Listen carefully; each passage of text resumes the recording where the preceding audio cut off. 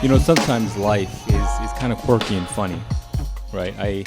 I sometimes like to say that if you can slow down your life to a certain degree, which is not something I'm good at, but I think that if you can slow down your life to a certain degree, you can start seeing patterns. And sometimes they're useful in your day-to-day, and sometimes they're just funny little ironies within your own life, right? What do I mean by that? So, like I said, it sometimes takes time to slow down your life. And as we get busier and busier and we take on more responsibilities, whether that's your career, whether that's your relationships, your family life, kids, whether it's taking on the stresses of the whole world, we now have a certain level of accessibility to the whole world where we know everything, not everything, but a good portion of what's going on, that we likely can't take on all of that, right? And so it stresses people out. I get it. It's totally viable. But when sometimes you can put away the noise and relax and just pay attention to the universe, sometimes you get some weird little poetic gifts. And what do I mean by that? There are times in life which happen where I've talked to people and they're going through things, and then however much longer after the initial prompt of the issues, I hear them talk about, I was talking to blankety blank and I was telling them about how they should proceed with their situation because their situation is blankety blank. And I'm not going to give you guys details, but ultimately what I'm trying to say is that the advice this person was giving to their friend was the advice they should have done and taken themselves. Because ultimately what it comes down to is that when you're in your drama, when you're in your problems, you're in a siloed box and you can't see anything outside that box. But when you're outside of your problems, you think better, you process things better, and you know what you should be doing. And it's sometimes easier to give other people advice that you should be taking yourself. I can probably say I'm guilty of that, but I digress. That's one way I see these little patterns in life sometimes. That comes up a lot. And the other way is just funny, quirky little ironies where you're almost kind of like laughing to yourself, like, really, this is kind of the funny little quirkiness of the universe, right? Whatever it is that you think that is, because I think it exists. In fact, I know it exists because I've seen it quite a bit lately. But whatever you think that is, whether you think that's God's intervention if you're a religious person, whether or not you think this is some sort of karmic balancing, or whether you think we're in some sort of simulation, right? The simulation theory that's going around right now, and you think this is just a programmer's having a little fun, or maybe trying to teach you something, whatever it is, it's there. It's up for you to see it. And while I don't have anything super incredibly meaningful to say about these little quirky things at the moment, I think sometimes, apart from the quirkiness and the life tips and the progressions on life, I think what is sometimes useful as well is you just start making comparisons and thinking about life in a different way. And that only happens really, once again, when you can slow down your mind and think about life. I'll give you an example. I recently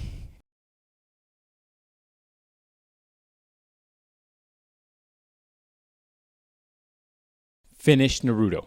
Those of you that follow me on Instagram likely know that. It's a very large undertaking of a show. It is 200 episodes of the original show, which is very lighthearted, and then it starts into Shippuden, I think it's pronounced. And that's 500 episodes. So you have to commit yourself to about 700 episodes of anime. If you're not an anime fan, that's likely very daunting. And I won't lie to you, in the beginning, Naruto starts very, very slow. It's a very childlike anime. That he's starting off young. You see him doing basic things, being a little troublemaker, doing little missions and learning about life little by little, right? And as the show progresses through Shippuden, it ramps up exponentially. By the end of the show, you're seeing these characters deal with, universal impacting things. I mean, it's crazy. It's crazy the way that a writer can write and make this kind of go from, hey, let me save a kitten to let me save the whole planet, right? It's that kind of thing. So why am I even bringing this up? Well, because after you get through Naruto, and I'm not going to spoil anything for you because I honestly think it's one of the most well-written animes I've ever seen, and that's coming from a legitimate Dragon Ball dick writer. I grew up with Dragon Ball. Naruto is on another level because it's the shit I'm into. It's high-level character writing where you can literally look at each character, look at their motivations, look at their characteristics, look at their choices, and they all work. They all are believable, and their intents and their actions are believable.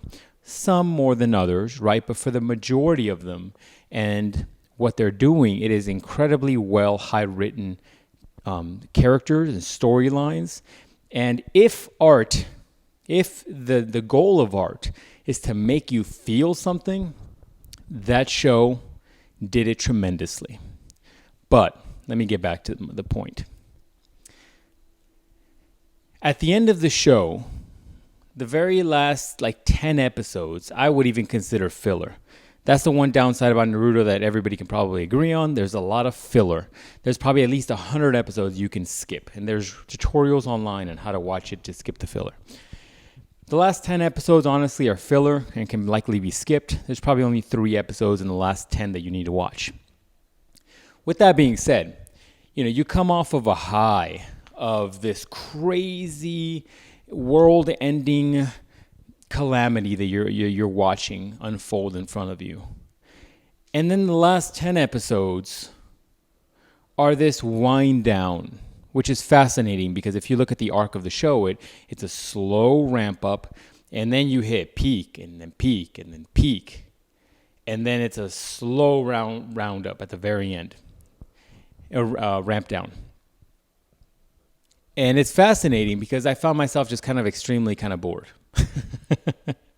Not because the show's bad, but because when you go from a earth-threatening level of drama, and then you go down to very basic living day-to-day shit where it's oh, I got to get this gift for this person, and I got to get this gift, and what kind of gift should we get them? Well, you're going from saving the planet from this super strong character to that. It's oh, okay, this is hard to watch. This is difficult to watch. But I got through it because, I was committed, and by that time, I'm super connected and emotionally invested in the characters that I got through it. But what I'm trying to say is that was a little gift I saw myself from the universe as I was kind of thinking about this, and I was like, this is a good podcast episode, is that ultimately it's funny how when you've been at a peak for a long time, going back to normality, back to a basic kind of type of living is incredibly boring. And I'm still pondering through the idea of why the author chose to do that, right? It was a very lackluster ending when you're ending the show like that. And I know he had movies and other things that were going to tie it off, but to end the epic like that seemed a little weird. And I don't know if that's more of a business move than it is anything else. But what came out of it for me was a couple things. One is that if you're a person that grew up in high drama situations and you grew up in a toxic household or maybe an abusive relationship, whatever. If you're used to those type of high stressful situations, going back to a normal life for you, a basic and I wouldn't even say bad life. I would say more of a life where you find peace with things. It's going to be difficult. It's going to be difficult because in many ways, your ramp up has probably been peaked for a long time when it comes to your stress hormones. You've been doing this for so long that now your high is that high. This is no different than a drug user that is using a certain amount of drugs. He's never going to be able to go back to a lower number, he or she, whatever you want to say. They're never going to go back to a lower number of that drug because it's not going to have the same effect anymore. You're going to have to keep kind of increasing it if you want the same kind of high. That's that chasing the dragon thing that drug people like to say.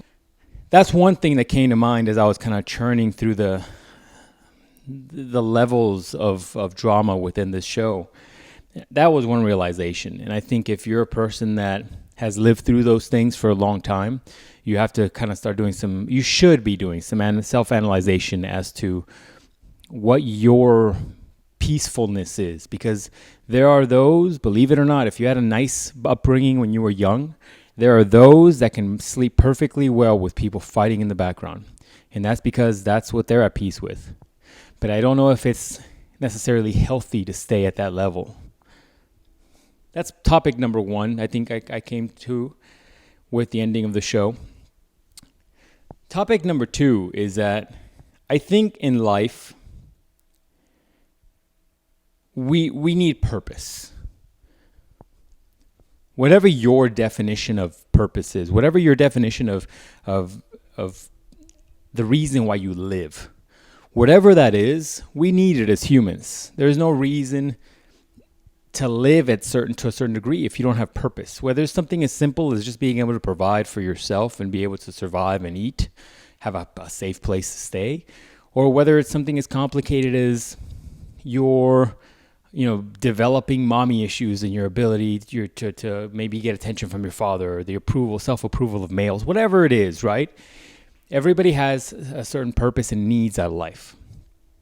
And I think if you're at a high stress like that show ended, and then you go back to the other one, man, it's hard. It's hard having that downgrade. And what I mean by that is this, right? If you're a person where your purpose is to, let's say, make $1 million,